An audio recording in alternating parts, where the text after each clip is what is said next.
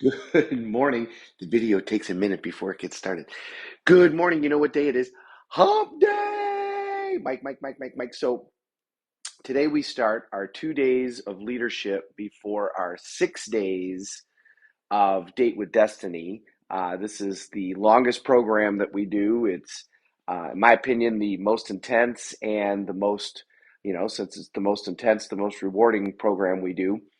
And us trainers have actually been training for about a week before this. So I mean, this is a lot. There's a lot that goes into this. But in order to create significant outcomes, it's rare that you do that without putting in significant effort.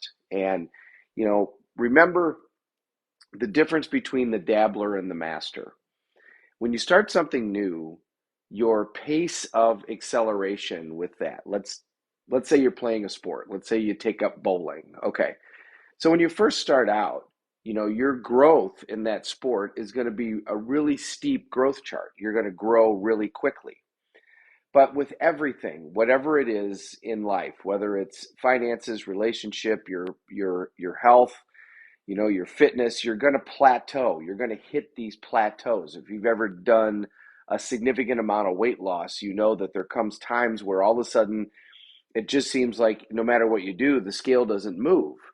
So you hit these plateaus, and when you plateau, you actually tend to kind of go down a little bit towards the end of the plateau. Now, the difference between the dabbler and the master is the dabbler, when they hit those plateaus, they go to something different. Okay, now I'm going to try something different.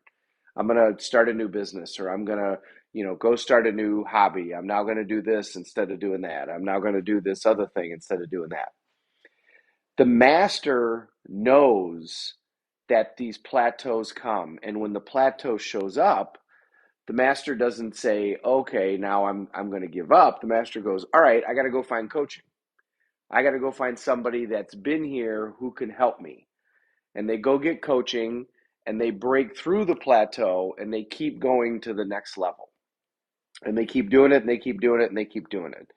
Sports, it's easy to see this. Tiger Woods, he wins Augusta. We've talked about this. Tiger Woods, he wins Augusta. He crushes the course, crushes the course. But his goal wasn't, "Oh, I'm going to win a Masters." His goal was, "I'm going to be the best golfer ever." And he looked at his swing and he said, "If I keep doing this, my back is never going to last. And I got to beat Jack Nicklauson's record of 18 majors, which the closest after that, I think, was like five. So clearly that one was, nuts. So Tiger completely changes his swing. And for a year, he can't hit the ball. But did he give up and go back to his old swing? No, he knew he was going to find a way. And so he got coaches and he broke through.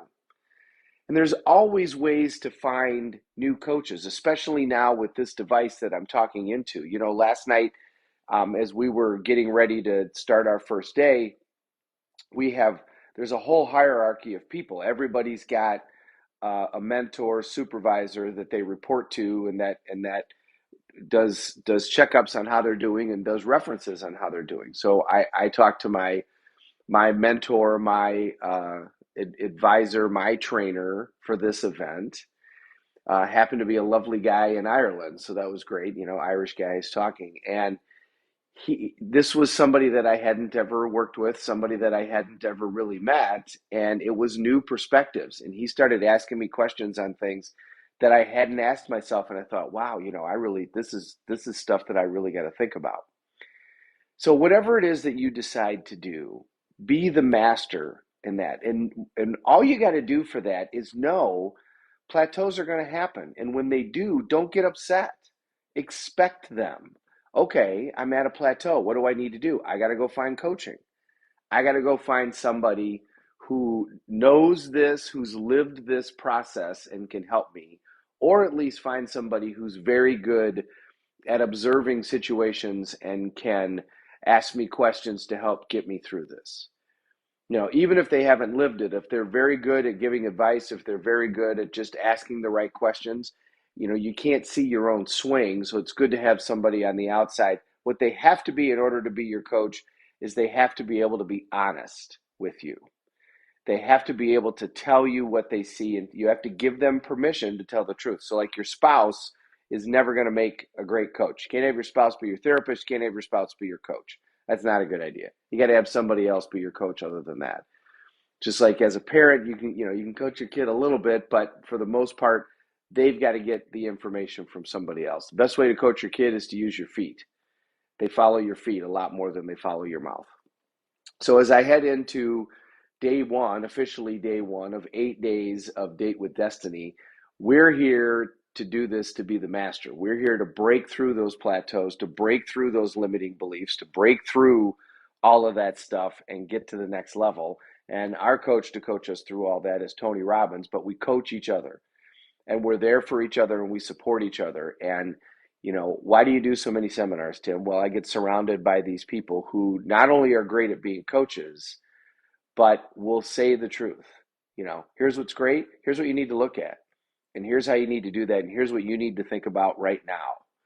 And you got to give somebody permission to give you that type of honesty so that you can break through and go to the next level.